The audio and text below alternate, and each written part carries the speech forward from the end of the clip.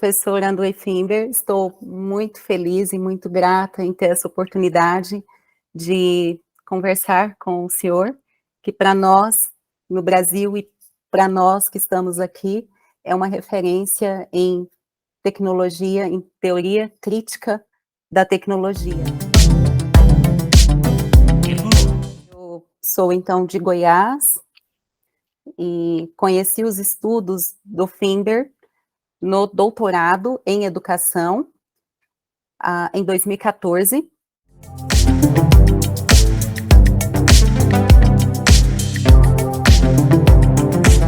Busca de romper com instrumentalismos e determinismos, foi quando eu conheci a proposição da teoria crítica da tecnologia.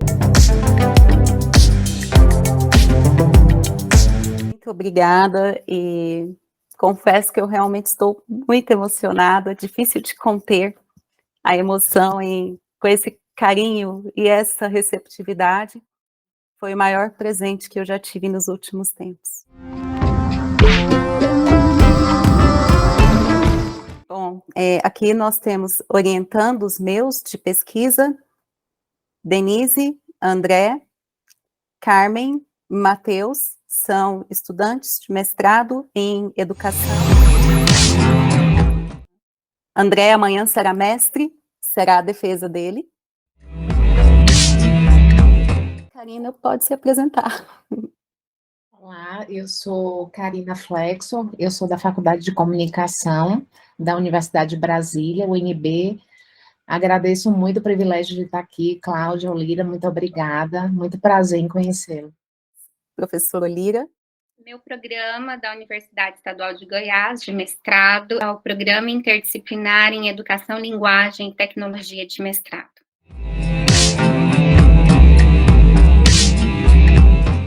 Pleased to be with you, even though we're actually very far apart.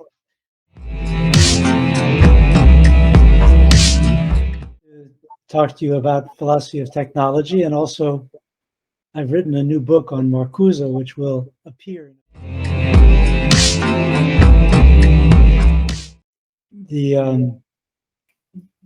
I have, of course, been involved with education as a professor, and a philosophy professor, and a communication professor for many years. But I was also involved in the very first experiments in online education.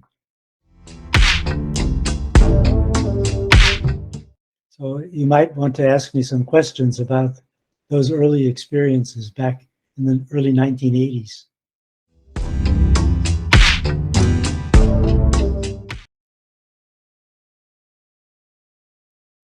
Eu gostaria de saber, uma pergunta que eu digo que eu sou muito curiosa, se o professor Fimber tem um olhar da fenomenologia. Yes, I have been very influenced by phenomenology since my student days. I feel philosophies of experience of all kinds are of great importance. We cannot simply accept that the world as science presents it is the whole world. There's a lot of other things going on at the level of our lived experience. It's not that science is wrong. I'm not anti-scientific. It's just that there's more to experience than can be encompassed by the methods of natural science. We need philosophy and experiential thinking to make sense of the world we actually live in.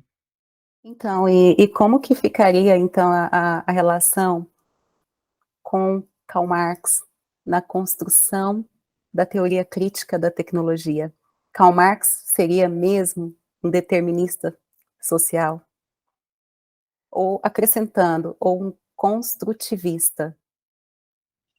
Marx has been interpreted in many different ways. It's very difficult to be sure what he really intended. Among the interpretations that I think are most convincing are constructivist interpretations. Of course, there's a very broad what would you say, a very broad perspective which appears deterministic.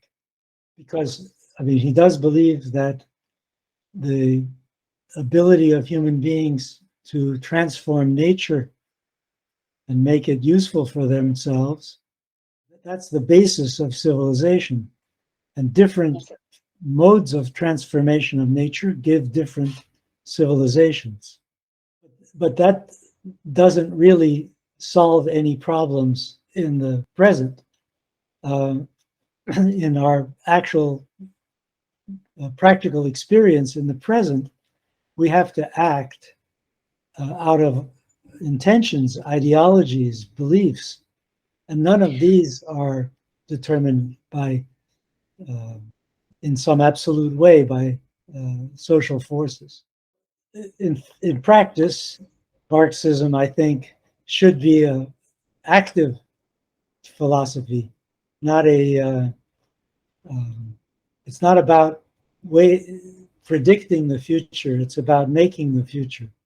Então, o marxismo ocupa bom espaço ainda hoje, mas requer ter um outro olhar a ele. I think it does play a significant role, but it's very confused now. That role is very confused because the collapse of the Soviet Union and what has happened in China really means that we don't know what socialism would be like. We have no model. And that makes it very difficult to know what Marxism really is telling us. So we're better at complaining about capitalism than we are at inventing an alternative. Parênteses, a Keren levantou a mão, e a Keren é uma pesquisadora que leu profundamente as obras de Andrew Finber e fez contato com ele. Keren, você deseja falar algo? Hello, Professor Andrew Finberg. Are you hearing me? Are you hearing me? Are you Freire? Yes, Karen, I am Freire? Karen. Yes, Yes, I we hear talked in some emails, and I want to talk to you that I am very honored to be here and talk directly with you. I am very grateful for Claudia that organized this moment for us. I study your ideas, and I want to do some questions, but first I want to hear about your ideas about technology. But I am very honored and very constrangida, quebrantada to be here. I am very happy and very grateful for you. Well, I'm glad to hear that. Yes, very glad to be here. I want some questions, but first I want to hear you about your ideas. Thank you so much. Duda, às vezes ele deseja ficar à vontade agora para o que ele gostaria de tratar. Okay. Since I don't really know for sure what it is you want me to talk about, I'll keep it short, and then you can ask more questions. But let me tell you something about my ideas about technology.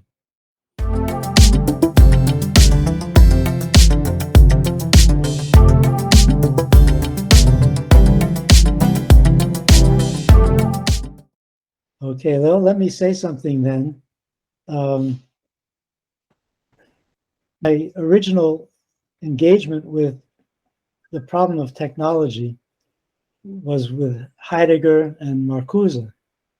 In other words, with approaches to technology that saw it as profoundly destructive. At the same time, it seemed obvious that you could have no modern society without technology. So there's a kind of paradox. The important critical work on technology and seem to contradict the possibilities of modernity. Some people drew the conclusion that you should withdraw from the technological society altogether, go back to the woods. But I grew up in New York City, and for me, the idea of going back to the woods seems absurd. So I then, somewhat later, after these early experiences with Heidegger and Marcuse's work, I began to actually engage with technology directly. I had the opportunity to work with technical systems. And then I discovered something that I had not understood before, namely that technology is much more flexible than it appeared in the works of the philosophers I had studied. So we could imagine a technological society very different from the one in which we live. I'll briefly mention the two experiences that had the most impact on me. I worked at one point in the 1970s in a medical research institute. So we engaged in medical experimentation on human subjects for a disease for which there was no treatment and no cure. Well, I did some research on how to do this, on what would be an ethical and humane way to engage in experimental treatment. It turned out that there was no truly scientific formula. You could engage in experimentation in very different ways. So, of course, there were some constant elements that you had to take care of for the experiment to be valid, but the human dimension of the experiment could be very different. So it could be dehumanizing, or it could be a social experience, could be an educational activity. All these are possibilities. And science doesn't determine how to do it. You have to make the decision. And a few years later, I was asked to participate in the development of an online educational system. You have to understand the conditions. In 1981, we started out. We had 300 baud modems. We had 48K of Internet? Of 48K of bytes in the computer's memory. You can't imagine what it was like. The keyboard only gave capital letters. You needed special equipment to get both capital and small letters. No one had done much. There were 2 or 3 courses that had been offered before we created our system. In the course of working on this online education system, I realized that we were actually transforming the nature of the computer. The computer was becoming a communication system, a human communication system. Not just before, it was a filing system, it was a calculating system, and now it was becoming a communication system. And we were making this happen. Around this time, the social constructivists were beginning to develop new ways of understanding science and technology. I remember Bruno Latour was a neighbor, and we talked about this new approach. These social constructivists, and they seem to have a completely different way of viewing technology from Heidegger and Marcuse, who I had read as a student. Their approach made more sense of my own experiences with technology. I could not give up on the idea that somehow larger social issues were involved with technology. The sort of issues that emerged from, say, Marcuse's Marxist critique. I began to think about how to put together the two sources of my experience with technology, my understanding of technology. The Marcuse and Heidegger on the one side and constructivism on the other. How could they be synthesized?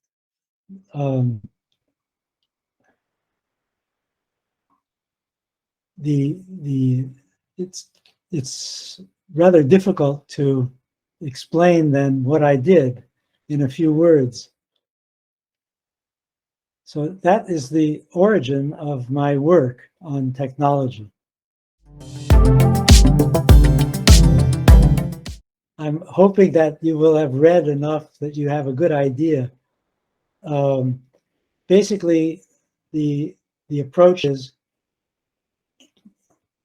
in the constructivist world, active actors change the design of technology. The design of technology is, in other words, socially constructed.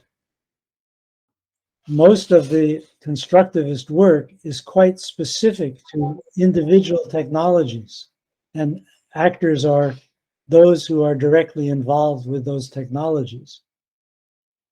I thought about transferring this approach to the level of civilization. For example, capitalist societies design technologies in function of certain imperatives. Control of the workforce by management is essential. That affects the kind of technologies that are innovated. For example, the assembly line is a good case of control through technology. Capitalists, the actors involved are capitalists and their agents. Workers are not actors in the construction of these technologies under capitalism. So this has consequences for the kind of technology that is produced, the nature of work, and the products. You can think of this as a kind of generalized constructivism, you know? Not about particular technologies, but about whole regions of technology.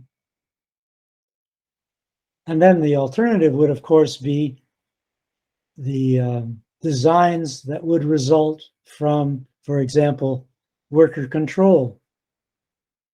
Those designs might be incompatible with capitalist control of the workforce.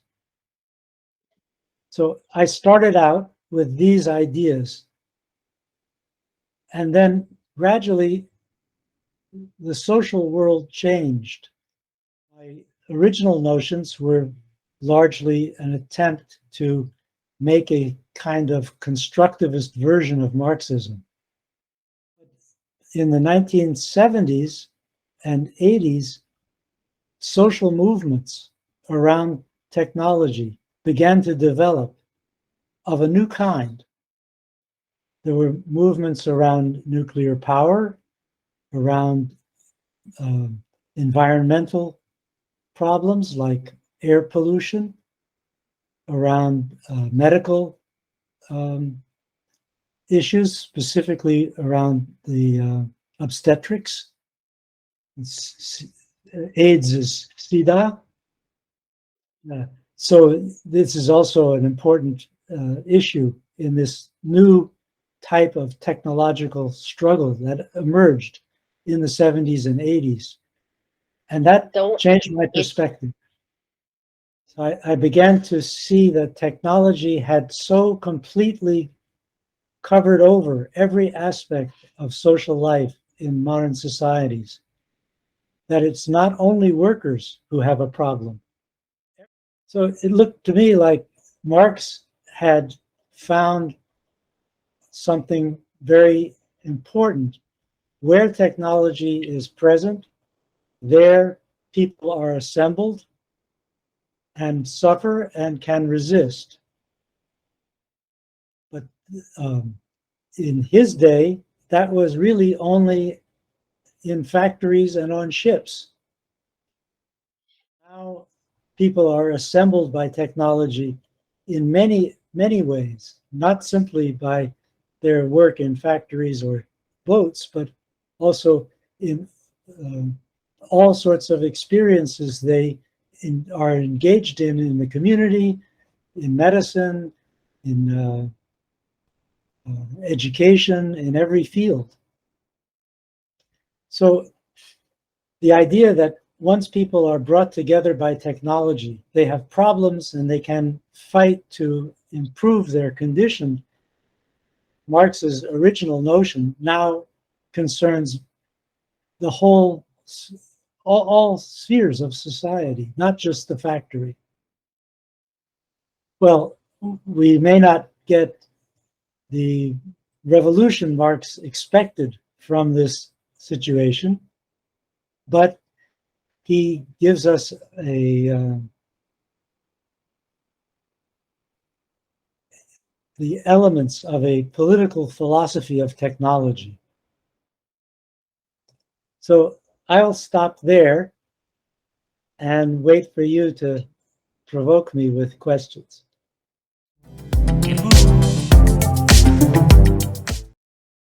Eu gostaria de realizar uma pergunta.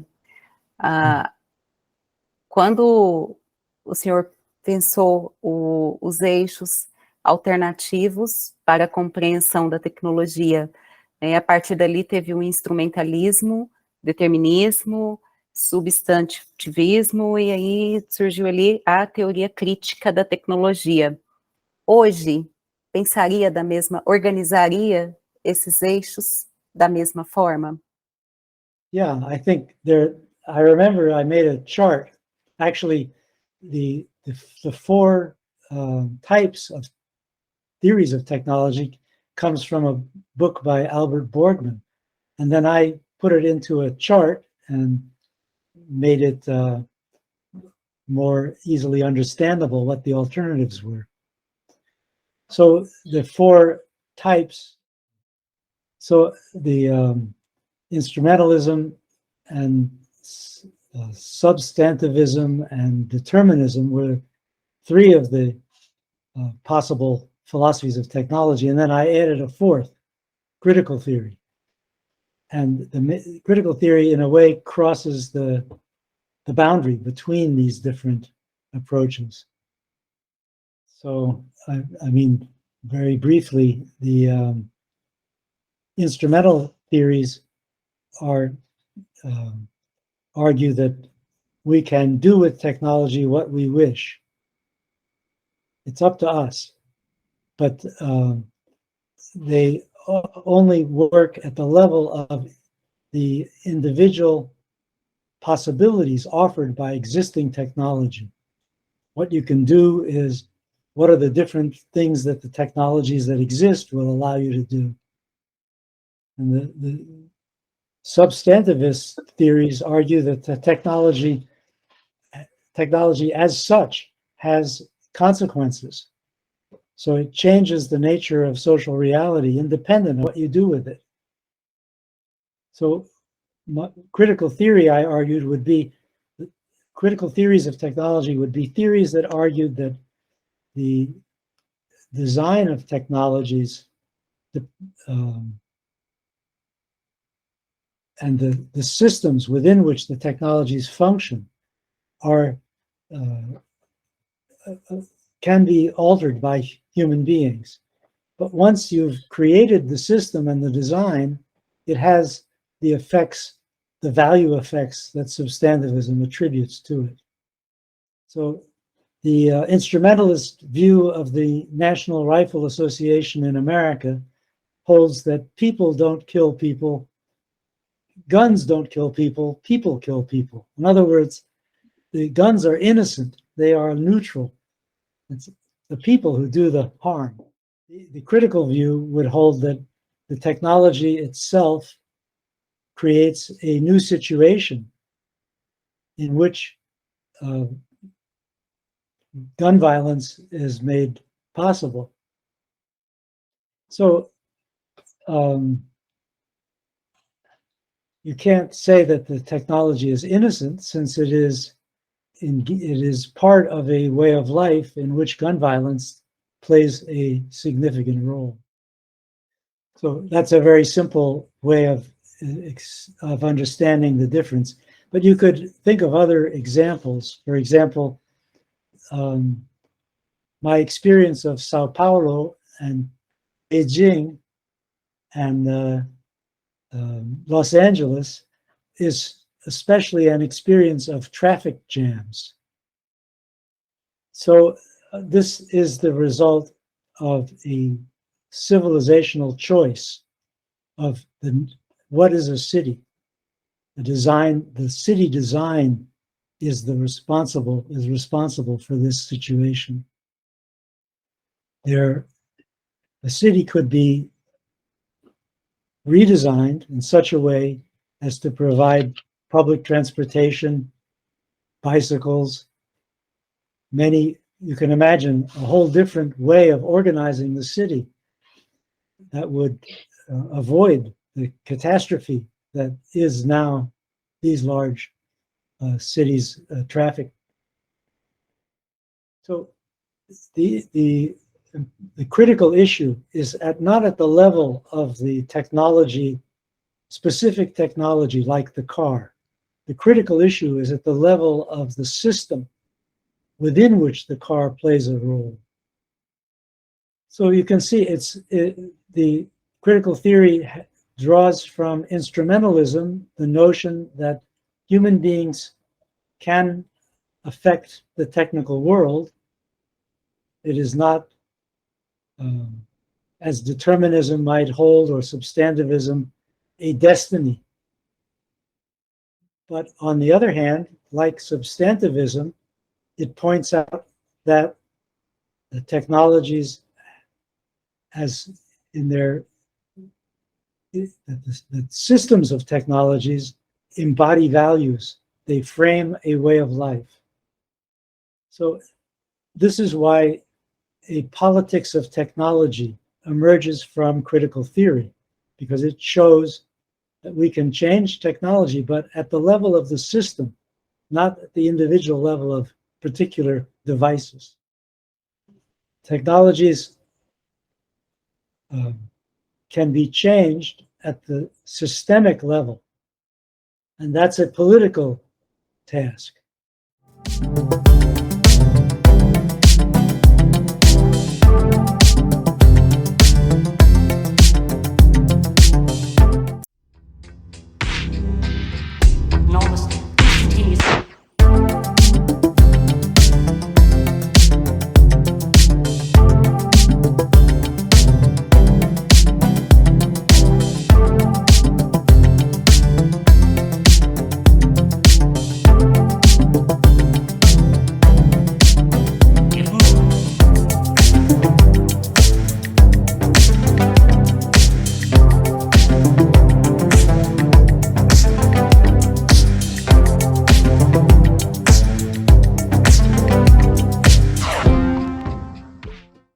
One question. What are the most significant results in your research from your relationship with Bruno Latour in actor network theory? Did you understand me? Can you repeat your question? Your voice is not loud. What were the most significant results and the results in your research with your relationship with Bruno Latour in actor network theory? Well, I learned some things from him, but I also had some big disagreements. In the early phase of his work, everything was really very specific to specific technologies, specific actors. When we conversed about the problems of society in general, he rejected, he said, that's just Marxism, forget it. Yeah. Idea human and no human, an actor network theory, human and no human, humanos and no humanos. Well, human and no human. Yeah, then he came up with this idea that what he called the agency of things, the symmetry of humans and non-humans. Yeah. You know this theory? And by this he meant that human beings and things both act in the world. Mm-hmm. There's no special difference between them. They both act. Yeah. This idea comes from semiotics, where it makes sense in terms of how you analyze texts like novels. Take an example. Suppose that, well, say it's a movie, and on the screen you see two people fighting, and there's a gun, and they're fighting to get the gun. The gun is just as much an actor as the people. The gun makes things happen. The people make things happen, so does the gun. So you can imagine transposing this idea to the world in general. My problem with this is that earthquakes work by causal mechanisms. People have intentions. It's not the same. So the difference between causality and intention is lost in Latour's theory. That makes a politics of technology very difficult to imagine. On the other hand, he did invent one wonderful concept with this idea. In his theory, things are always connected to each other in networks. Networks have a network is constituted by what he calls a program. You want to build a house, you collect pieces of wood, nails, hammers, saws, and you have a program for putting all these things together that forms a network, which in this case takes the place as a house. But the clouds in the sky have a program too, which consists in dumping rain on your house. And if your roof is not good, the program of the clouds will destroy your house. So you can call the clouds program the anti-program of your program. It's the anti-program. So, I mean, my example is silly, but it is what Latour intends by the agency of things and the symmetry of human and non-human. Let's forget about this symmetry argument and just use the concept of anti-program to talk about human beings. So then you can see how useful the notion of network is for a politics of technology. Different actors engage with the same network with different programs. The factory pollutes the water in the town.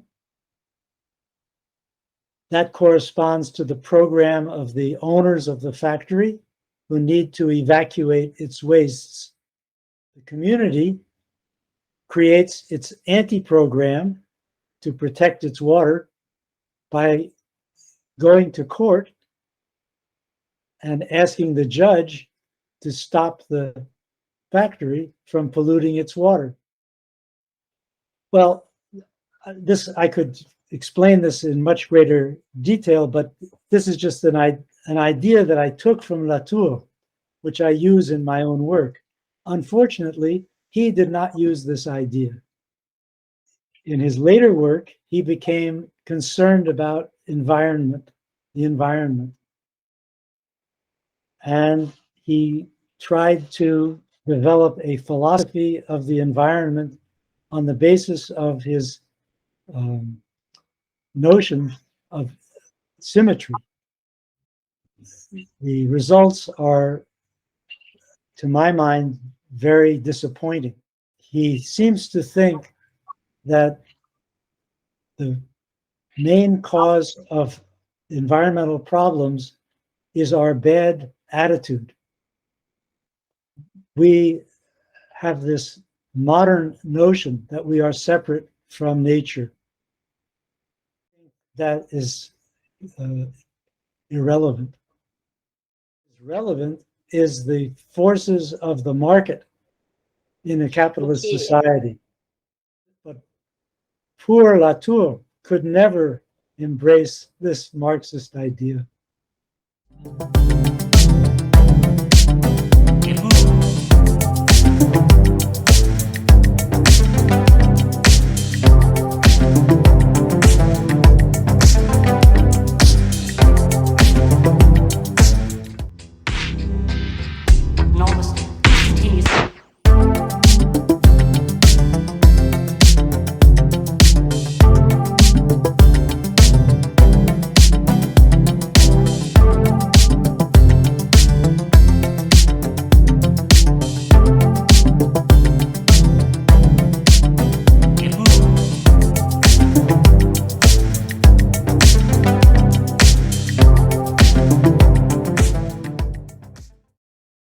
Também de realizar uma pergunta sobre inteligência artificial, chat GPT, por exemplo, como podemos utilizar agora a teoria crítica da tecnologia nesse mar da inteligência artificial? Well, I have not tried to think through the implications of artificial intelligence. What it can do now is quite remarkable compared to what we thought it was capable of in the past.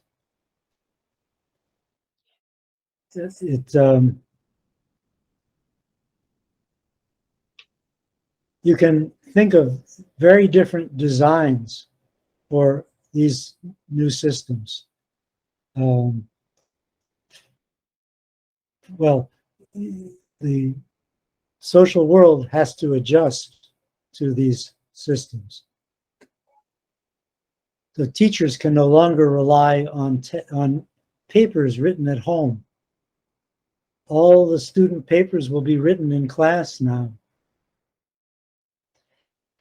There are certain professional activities that might be replaced.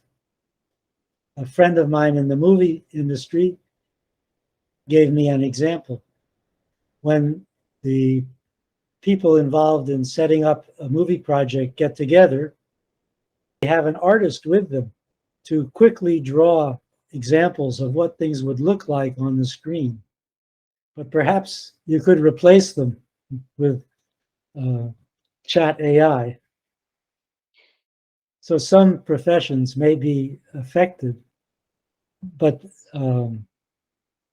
in the end, the systems have very severe limits and will probably always have severe limits. I'm thinking about the effect of photography in the 19th century. At first, people thought painting will disappear because photography is so much better.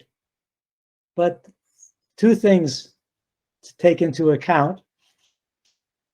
Painting changed to do something photography can't do.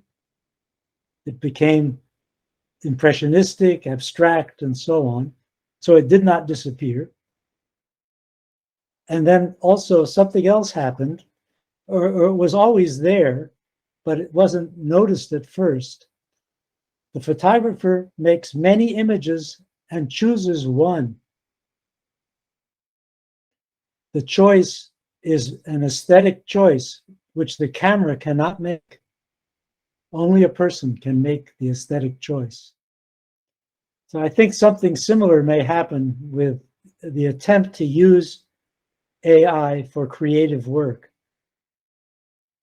So when you see a photograph, you think of the person who made the photograph as the artist, not the camera, because you know that it's selected from thousands of images.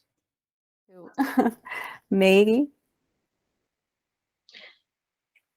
One more? Okay. Boa noite, professora. Tudo bem? Eu sou a Meire e trabalho um pouco com essa área, estudo um pouco nessa área, e trabalhei no Univac 9030 na década de 70, 80, e trabalhei com cartão perfurado.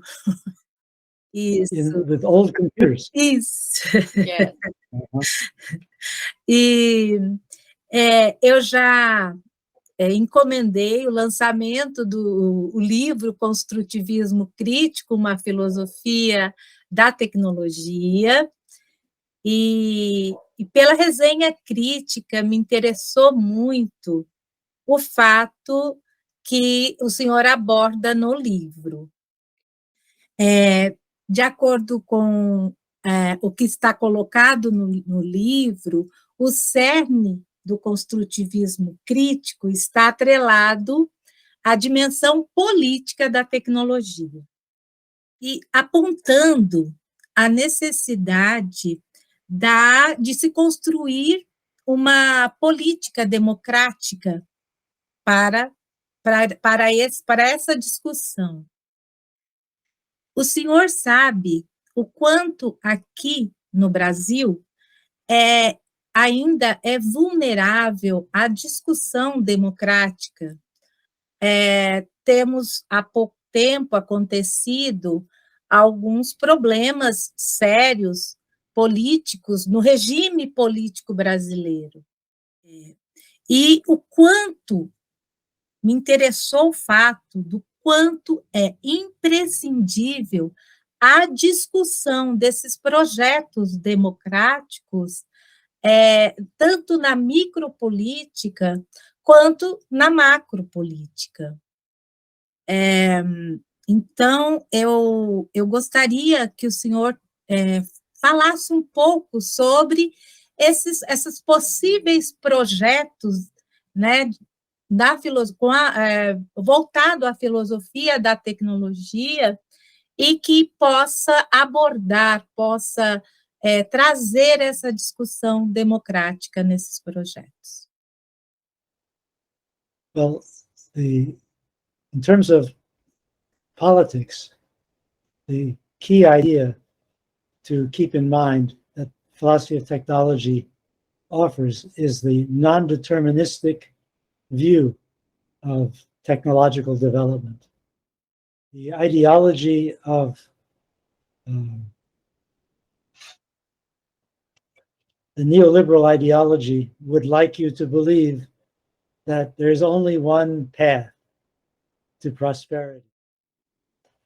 So anything else that you might consider important is going to lead to poverty. So we need philosophy of technology in the political domain primarily to make sure we don't believe that idea, that deterministic idea. That deterministic idea eliminates technology from politics. There is no politics of technology if technology can only develop in one way. The other significant idea that I think is useful politically is the notion that different actors can contribute to different designs of technical systems.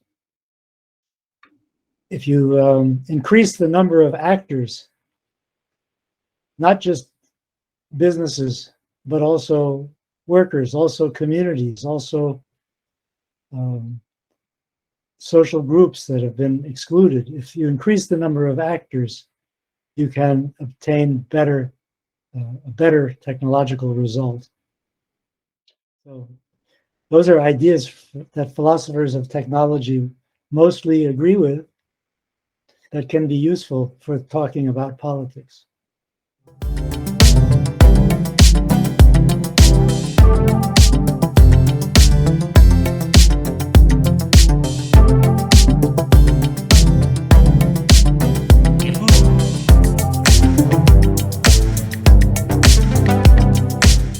Cláudia. Eu gostaria de agradecer, professor Andrei Fimber. Sua fala trouxe pontos muito importantes para continuarmos os nossos estudos e as nossas pesquisas. Acredito que o caminho para os estudos encontram-se na filosofia da tecnologia. Realmente não tenho palavras pelo tamanho da gratidão por esse momento. She's speechless. Now you can see that. I'm very happy to have made her speechless. I hope that you can continue to work on philosophy of technology and make some contribution. Brazil is a special case because of the Amazon, because of the tremendous wealth of resources. It really needs to have a better understanding of technology and a politics of technology that makes sense.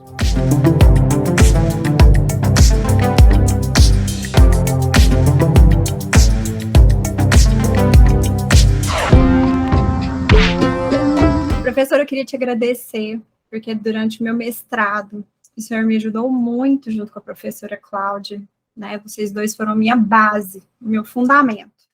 E eu falo para você, professor, com bastante, assim, certeza que eu saí também cheia de dúvidas, porque eu quis saber mais, eu saí da minha dissertação pensando assim, eu tenho muito a estudar, né? Porque quando a gente vai lendo seu material, vai abrindo outras perspectivas.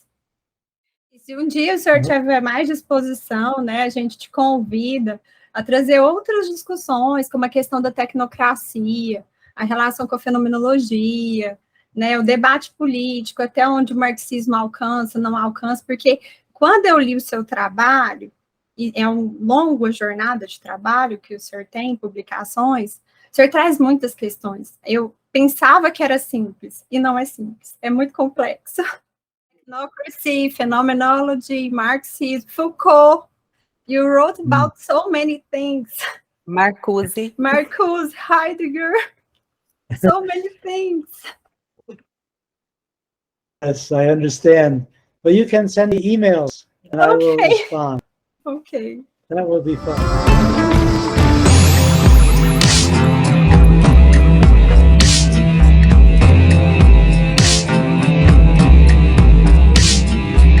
Muito, muito obrigada. Desejar o senhor descansar, o senhor deve estar cansado aqui, dispôs desse tempo incrível conosco e saímos daqui com muito desejo de continuar a sua leitura. E particularmente quero muito ler também a sua compreensão sobre a respeito ali de Marcuse.